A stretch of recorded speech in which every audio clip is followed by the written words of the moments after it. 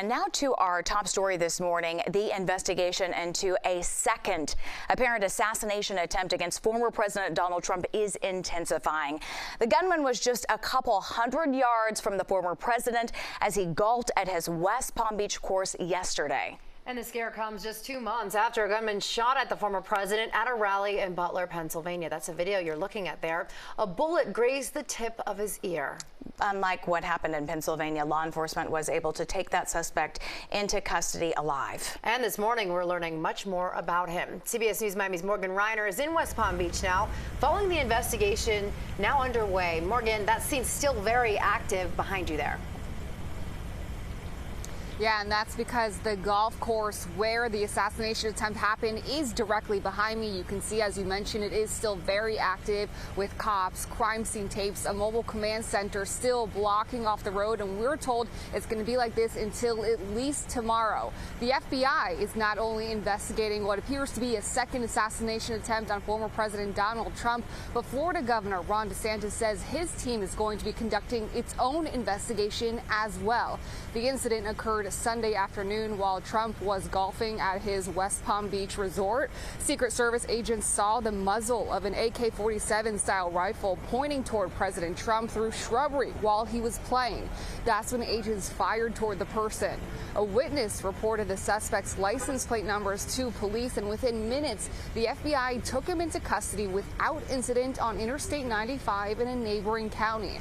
Officials say the suspect left the rifle, a scope, and 2 backpacks when he fled.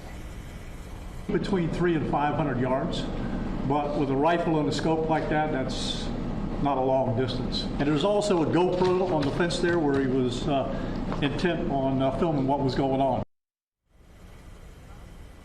And it was only 9 weeks ago that Trump survived another attempt on his life during a rally in Butler, Pennsylvania. He escaped with an ear injury. The suspect in that case was killed by the Secret Service, but the suspect in this case was taken in alive, and he is identified as 58-year-old Ryan Wesley Ruth, a former North Carolina resident now living in Hawaii. And he also has a criminal history. Now, coming up at 6:30, we're going to dive into what we know about him and his background. In fact, we now know that his son is speaking out, so we will have what his son is saying coming up at 6:30 as well. For now, I'm live in West Palm Beach. Morgan Rynor, CBS News, Miami. Morgan, thank you. The suspect was taken into custody in neighboring Martin County, and that's about 50 miles north of Trump International Golf Course in West Palm Beach. And a 16-year-old on his way home from a soccer game with his parents witnessed the chase and deputies taking the suspect into custody. We stepped outside of the car and we saw him. There was multiple officers with their rifles drawn at the car for a couple hours, actually. And it looked like an intense standoff, but the officers actually made us like stand back a little bit, so we actually can't get close to it. Just a regular Sunday turns into a very manic day. And, you know, things could change over time, and this kind of changed my life, really. Yeah, it must have been so wild to witness that. And this morning, former President Trump is said to be in good spirits. He's praising the Secret Service for their response and says he's determined to keep on campaigning this week. His opponent in the race to the White House, Vice President Kamala Harris, released a statement shortly after news broke about the assassination attempt.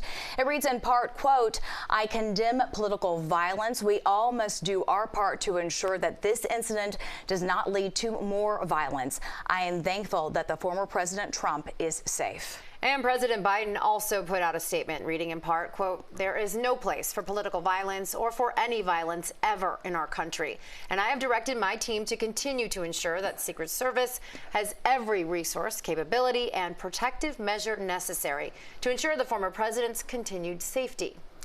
And the former president's running mate, Ohio Senator J.D. Vance, also releasing a statement. It read, "I'm glad President Trump is safe. I spoke to him before the news was publicly announced, and he's in amazingly good spirits."